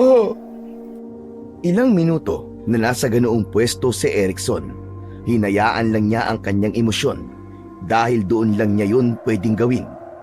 Bago siya umalis, nangako siya kay Diego na kahit wala na ito, ay hindi pa rin niya pababayaan ang mga alaga nitong manok. Mula sa bahay ni Diego, ay dumiretso si Erikson sa sabungan. Nais niyang balikan ang lugar kung saan sila unang nagkakilala ni Diego. Pagdating niya roon, halos sumikip ang kanyang dibdib nang makita niya si Baron na suot ang agimat ni Diego. Nakita siya ni Baron at nakangisi yung lumapit sa kanya. Pinilit ni Erikson na umaktong normal dahil sa takot na maramdaman ni Baron na alam niya ang ginawa nitong pagpatay kay Diego. Erikson! Mag-isa ka yata. Nasaan ang boss mo? Hindi ko alam eh. Wala siya sa bahay niya nung nagpunta ako ron kanina. Baka may pinuntahan lang. Ganon talaga si Diego. Madalas ay umaalis nang hindi nagpapaalam. Tapos kung minsan, sobrang tagal na nawawala. Siya nga pala, Erickson. Maraming salamat sa'yo. Salamat? Para saan? Basta, maraming salamat, bata. O paano? Diyan ka na at magsisimula ng sabong. Nararamdaman ko na magiging swerte ang araw na ito para sa akin. O sige bata, maiwan na kita. Ilang beses na tinapik ni Baron ang balikat ni Erickson. Napansin niya ang makahulugang tingin nito sa kanya bago ito maglakad palayo. Hindi maintindihan ni Erickson kung bakit, pero tila may kung anong bagay ang nagtatago sa pasasalamat na yon ni Baron sa kanya. Sa mga lumipas na araw ay napansin ni Erickson na wala man lang naghahanap kay Diego. Naghintay siya na merong makapansin ng pagkawala nito, ngunit tila ang mga tao sa lugar nila ay hindi masyadong kilala si Diego, kaya walang naghahanap sa lalaki. Maaari naman na magsumbong siya sa mga pulis, ngunit pinangungunahan siya ng takot dahil alam niya na protektado ng pulis ang grupo ni Baron at baka yun pa ang ikapahamak nila ng kanyang lolo Emmanuel. Isang umaga, muling nagtungo si Erickson sa sabungan. Sa tuwing naaalala niya si Diego, ay sa lugar na yun siya nagpupunta, maliban sa bahay nito. Pagdating niya roon, ay napansin niya ang hindi pangkaraniwang dami ng tao na nagkukumpulan sa gitna ng sabungan. Agad niyang naramdaman na may hindi magandang nangyari. Lumapit si Erickson upang alamin kung ano ang pinagkakaguluhan ng mga tao. Sumiksik siya sa kumpulan hanggang sa nakita niya ang 3 lalaki na nakahandusay sa mismong pinagsasabungan ng mga manok na kung tawagin ay ruweda. Nanlaki ang mga mata niya nang makilala niya ang 3 patay na puro tauhan ni Baron. Kalunos-lunos ang itsura ng mga bangkay, wakwak ang tiyan ng mga yon at ang mga lamang loob ay nagkalat sa lupa. Merong malalalim na kagat sa liig, braso at muka. Lahat ay nakabukas ang mga mata na parang takot na takot ang mga yon bago nalagutan ng hininga. Ang isang bangkay ay nakabukas ang dibdib at wala ng puso. Tila sinadyang gawing brutal ang pagpatay sa 3 yon. Halos masuka naman si Erickson sa tagpong nakita niya at hindi niya napigilan ang umatras at umalis sa kumpulan. Halos mawalan siya ng hininga sa takot at pagkabigla. Habang sumasagap siya ng hangin ay bigla niyang nakita si Baron na nakatingin sa kanya. Nanlamig ang buong katawan ni Erickson. Hindi niya maipaliwanag, ngunit ang tingin ni Baron sa kanya ay nagdala ng kakaibang takot sa kanyang isipan. Agad siyang tumalikod at nagmamadaling umalis sa sabungan. Hindi na siya lumingon pa, kahit ramdam niyang sinusundan siya ng tingin ni Baron. Habang naglalakad siya pabalik sa bahay nila, ay isang hinala ang nabuo sa kanyang isipan. Tila wala sa sarili si Erickson nang makabalik siya sa bahay nila ni Lolo Emmanuel. Nanghihina siyang napaupo habang maputla ang kanyang muka. Pakiramdam niya ay binuhusan siya ng maraming yelo sa tindi ng panlalamig ng buo niyang katawan. Maya-maya pa ay pumasok doon si Lolo Emmanuel at agad nitong napansin ang itsura ni Erickson. Lumapit ito at umupo sa tabi niya. Erickson na po, ayos ka lang ba? Ilang araw na kitang napapansin na para kang wala sa sarili mo. Abay, ano ba problema? Wala po, Lo, wala po. Huwag niyo na lang po akong pansinin. Imposibleng hindi kita pansinin, iho. Dahil magkasama tayo sa iisang bubong. Akala mo ba hindi ko napapansin? Ilang araw ka nang ganyan na ba? Erickson, kung may problema ka, sabihin mo sa akin. Tayong 2 na lang ang magkasama. Abay, sino pa ba magtutulungan kundi tayo lamang? Napayuko si Erickson sa tapat ng kanyang lolo. Nag-ipon siya ng lakas ng loob para magsalita. Sa tingin niya ay hindi niya na kayang kimkimin pa ang lahat. Lo, galing po kasi ako sa sabungan eh. Nagkakagulo po mga tao ron kasi may 3 taong pinatay. Puro lalaki. Lahat po ng lalaking yun. Tauhan po ni Baron eh. Ano? Abay, paano sila namatay? Lo, wakwak po ang mga tiyan nila tapos nakalabas po mga lamang loob nagkalat po sa sahig. Marami rin silang kagat at kalmot sa iba't ibang parte ng kanilang katawan. Sa itsura po nila, malakas po ang kutob ko. Aswang po ang pumatay sa kanila. Sandaling natigilan si Lolo Emmanuel. Kita ni Erickson sa mukha ng matanda na may nabuong hinala rito. Si Diego ba ang pumatay sa kanila? May alitan ba sila ni Baron? Si Diego lang ang kilala kong aswang dito sa lugar natin. Si Boss Diego lang po ang alam kong pumatay sa kanila. Pero ano po eh, Pero ano? imposible po kasi na si Boss Diego ang pumatay sa kanila, Lo. Dahil wala na po si Boss Diego. Patay na po siya, Lo. Patay na siya. Pinatay siya ni na Baron. Anong ibig mo sabihin patay na si Diego? Kailan pa? Bakit hindi mo sinabi sa akin? Hindi ko po alam kung paano po ipapaliwanag sa inyo, Lo eh. Nakita ko po mismo kung paano pinatay ni na Baron si Boss Diego. Hindi ko po alam kung anong paniniwalaan ko, Lo. Erickson, tumingin ka sa akin. Kailangan mong sabihin sa akin ang buong nangyari para maintindihan kita. Lo, sigurado akong patay na si Boss Diego. Patay na po siya. Patay na siya, Lo. Nakita ko po mismo kung paano siya pinatay ni na Baron. Binugbog muna nila si Boss Diego. Kasi gustong kunin ni Baron yung agimat ni Boss Diego na pampaswerte sa sugal. Pero hindi sinabi ni Boss Diego kung nasa ng agimat kaya nagalit si Baron. Paulit-ulit niyang sinaksak si Boss Diego gamit ang isang kutsilyo. Tapos nang patay na si Boss Diego, ibinaon nila ang katawan nito sa likod ng bahay. Natakot po ako magsalita kasi alam ko na malakas ang kapit ni na Baron sa mga pulis. Natatakot po ako para sa buhay natin, Lo. Pero yung mga pinatay na tauhan ni Baron, malakas po ang pakiramdam ko na si Boss Diego ang gumawa nun. Pero paano yun mangyayari kung patay na siya? Isang malalim na buntong hininga ang pinakawalan ni Lolo Emmanuel. Ipinatong nito ang isang kamay sa hita ni Erickson. Erickson, iyo. Kailangan natin masiguro kung patay na nga ba talaga si Diego para masagot ang lahat ng gumugulo sa isip mo ngayon. Pero Lo, paano po natin gagawin yun? Kailangan nating hukayin ang pinaglibingan kay Diego. Hindi ko kayang gawin yun, Lo. Natatakot po ako eh. Erickson, iyo. Paano kung hindi talaga patay si Diego? Kailangan malaman natin ang katotohanan. Wala tayong ibang pagpipilian kundi ang gawin yon.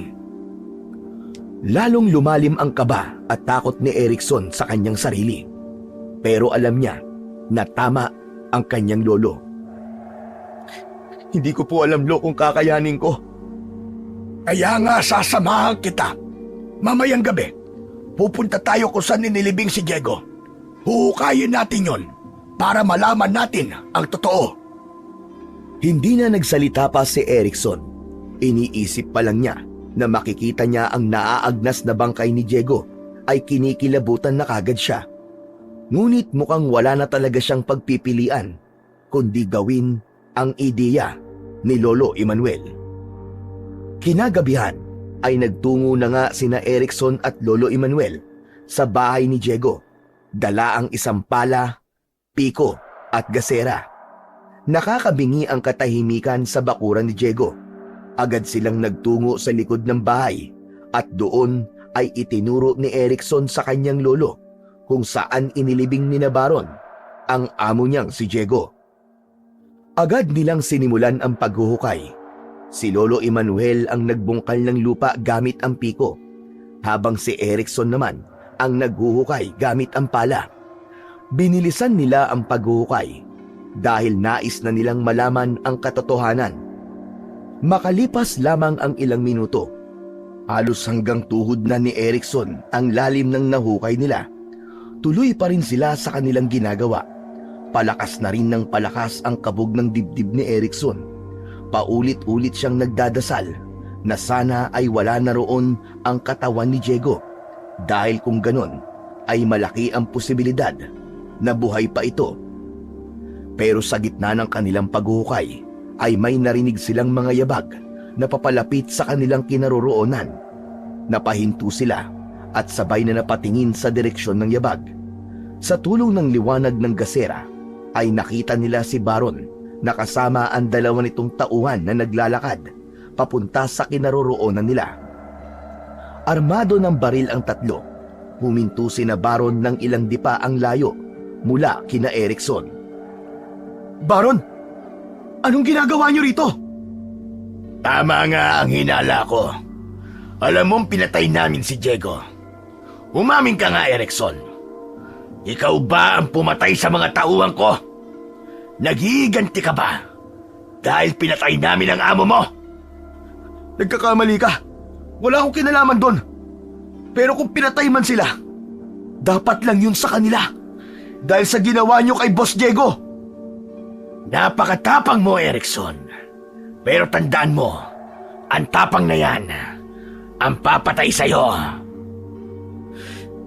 Hindi ko hahayaan na saktan mo ang apo ko! Demonyo ka! Nagtawanan si Baron at ang mga tauhan nito sa sinabi ni Lolo Emmanuel. Bakit? Anong magagawa ng isang matanda na gaya mo, ha? Wala. Pero huwag ka mag-alala. Pagkatapos kong patayin ang apo mo, ikaw naman ang isusunod ko. At dyan sa hukay na yan ko kayo ililibing. Kasama ni Diego. Itinaas ni Baron ang baril at itinutok yun kay Erickson. Napayakap si Erickson kay Lolo Emmanuel. Nagsimula na siyang umiyak dahil pakiramdam niya ay katapusan na nila ng kanyang lolo. Baron! Baron, wag! Maawa ka! Ako talagang patayin mo! Huwag mo lang idamay ang lolo ko, nagmamakaawa ko sa'yo! Alam mo ba, Erickson, kung may dapat sisihin kung bakit namatay si Diego, ay ikaw yun.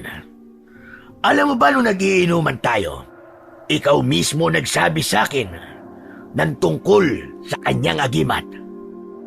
Biglang natigilan si Erickson. Nanlaki ang kanyang mga mata habang unti-unting naging malinaw sa kanya ang mga sinabi niya nung nakipag-inuman siya kina Baron. Hindi ko sinasadyang sabihin yun. Nilasing niyo ako para sabihin ko kung anong sekreto ni Diego. Kaya nga ako nagpapasalamat sa'yo, di ba? Kasi ngayon, ako na ang siniswerte sa sabong. Nanghina si Erickson sa kanyang narinig, pero mas lalo siyang nanghina nang naglakad na si Baron palapit sa kanila. Itinutok nito ang hawak nitong baril sa noo niya. Nanginginig si Erickson habang mahigpit siyang yakap ni Lolo Emmanuel. Kahit katiting ay wala silang nakitang awa sa muka ni Baron. Ngunit lahat sila ay biglang natigilan nang umalingaw-ngaw mula kung saan ang isang nakakatakot na pag-angil na parang galing sa isang mabangis na hayop. Mula sa kung saan ay isang aswang ang inatake ang isa sa mga tauhan ni Baron. Napasigaw ito ng sunggaban ito ng aswang. Kinagat ng aswang sa leeg ang lalaki at sinaksak ng aswang ang matatalim nitong mga kuko sa dibdib ng tauhan ni Baron. Winakwak ng aswang ang dibdib ng lalaki nang walang kahirap-hirap. Nagimbal si Baron sa nasaksiyan. Itinutok nito ang baril sa aswang at pinaputokan yun. Sunod-sunod ang pinakawalang bala ni Baron, ngunit sa bawat putok ng baril ay mabilis na nakakaiwas ang aswang. Sa isang iglap, nawala ang aswang sa kanilang paningin at hindi na nila nalaman kung saan yun nagpunta. Hindi nakapagsalita si Erickson, pero nagkaroon siya ng kutob na si Diego ang aswang na yon. Sa kabila ng kanilang sitwasyon, ay may sayang bumangon sa puso niya dahil mukhang buhay pa talaga ang amo at ang kaibigan niya na si Diego. At kang magtago, hayop ka! Harapin mo ako! Biglang lumitaw ang aswang sa likod ng natitirang tauhan ni Baron. At sa isang mabilis na pagkilos, sinunggaban nito ang lalaki at pinilipit ang leeg nito hanggang sa narinig nila ang nakakapangilabot na tunog ng pagkabali ng mga buto nito sa leeg. Nang bumagsak sa lupa ang katawan ng lalaki, ay winakwak ng aswang ang tiyan nito at gamit ang matatalim nitong mga kuko ay walang awa nitong inilabas ang mga lamang loob ng tauhan ni Baron. Sino? Kasing halimaw ka! Muling itinaas ni Baron ang kanyang baril at sunod-sunod na pinaputukan ang aswang. Ngunit masyadong mabilis ang paggalaw ng aswang kaya kahit isa sa mga bala ni Baron ay hindi dito tumama. Tuloy-tuloy lang si Baron sa pagbaril sa aswang habang sumisigaw hanggang sa naubusan na ito ng bala. Sinakmal ng takot si Baron. Itinapon nito sa lupa ang baril. Nagimbal si Baron nang makita nito na nakatayo na ang aswang sa harapan nito. Unti-unting naglakad ang aswang palapit kay Baron. Sino ka? Anong klaseng halimaw ka?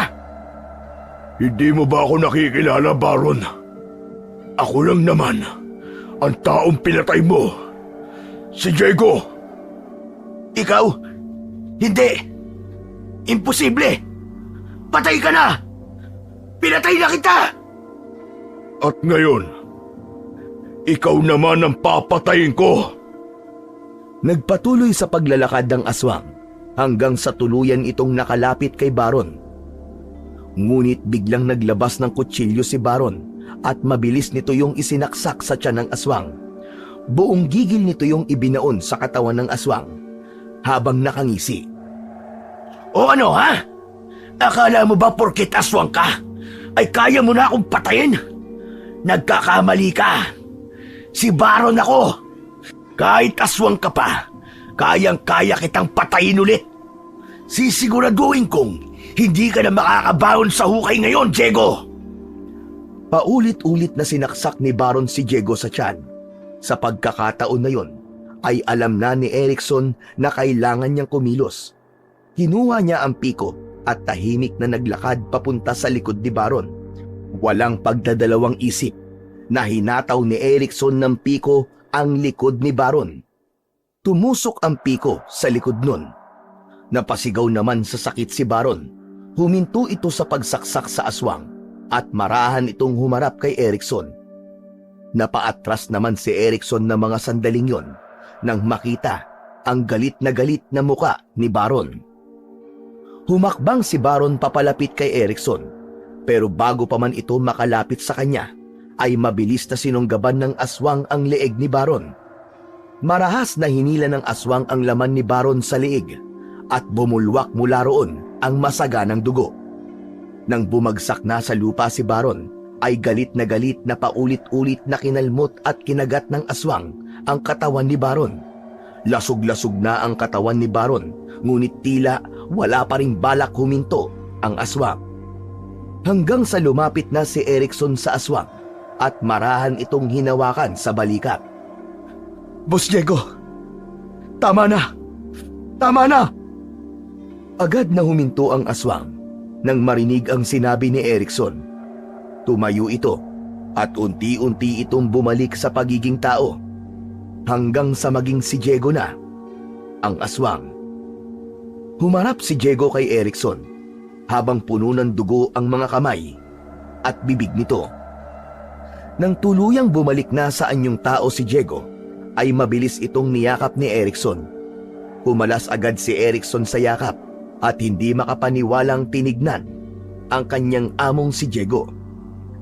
Hindi ako makapaniwala, boss, na buhay ka pa. Akala ko talaga patay ka na, boss. Yun din ang akala ko. Pero matapos nila akong ibaon sa lupa, bigla ako nagising. Hindi ko alam kung paano yun nangyari. Pero naisip ko na baka hindi ko pa talaga oras kaya ginawa ko ang lahat para makaahon sa pinaglibingan nila sa akin. At bilang paghihiganti, napilitan akong pumatay. Hindi ko ginusto yun, Erikson. Pero hindi ko mapapalampas ang ginawa sa akin ng mga hayop na yon. Naiintindihan naman namin ang ginawa mo, Boss Diego. Pero maraming salamat. Kasi kung hindi ka dumating, baka kami ni Lolo ang nakabaon sa lupa na yan. Saka sana, Boss, mapatawad niyo ako.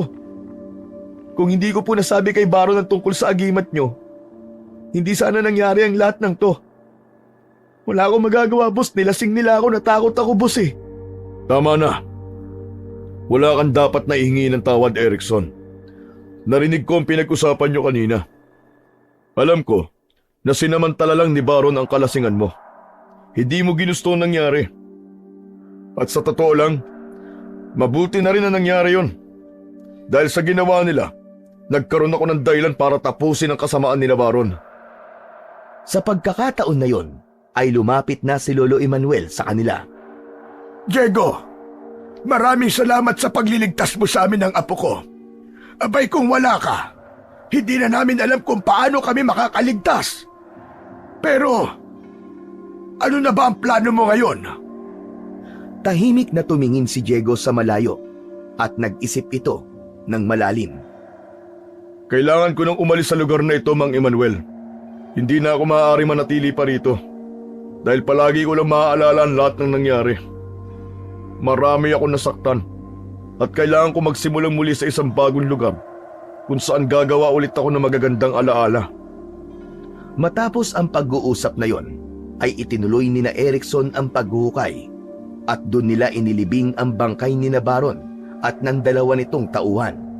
Pero bago nila takpan ng lupa ang hukay, ay kinuha muna ni Diego ang agimat na suot ni Baron.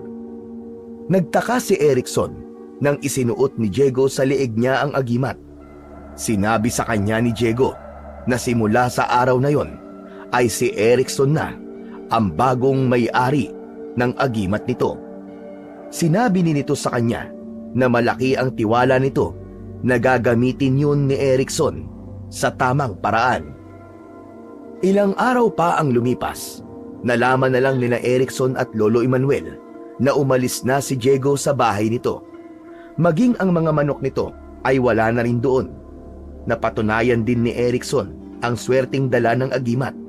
Pero hindi swerte sa sugal ang nakuha niya, kundi swerte sa buhay. Pinag-aral siya ng tita niya na nasa ibang bansa hanggang makatapos siya ng law. Maraming taon nang hindi nakikita ni Erickson si Diego. Ngunit ang alaala nito at ang kabutihan nito sa kabila ng pagiging aswang ay habang buhay nang mananatili sa kanyang puso at alaala.